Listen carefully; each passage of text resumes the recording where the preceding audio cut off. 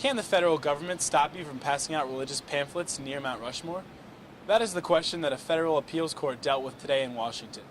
The case involves Michael Bordley, who was passing out Christian literature in the national park in 2007. Mr. Bordley was trying to hand out religious tracts. He's a Christian, and he thought that's a great way to share his faith with others.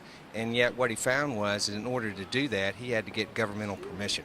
And he was essentially kicked out because he could not get a permit. It was a fixed deadline, or actually a lack of a fixed deadline, in order to get that permit. And so what happened is, effectively, he could not speak at Mount Rushmore.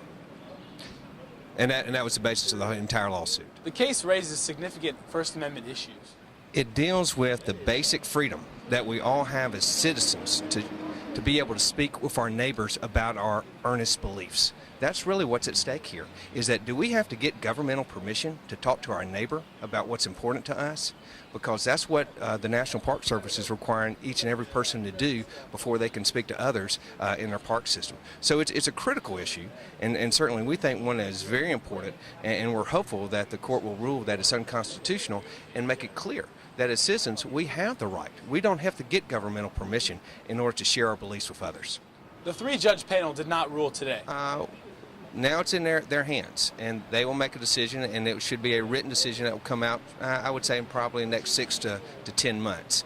And then at that point, we'll have to assess it. The other side will have to assess it, because there would be an opportunity to actually appeal this ruling to an en banc panel, which would actually be the entire Court of Appeals for the D.C. Circuit.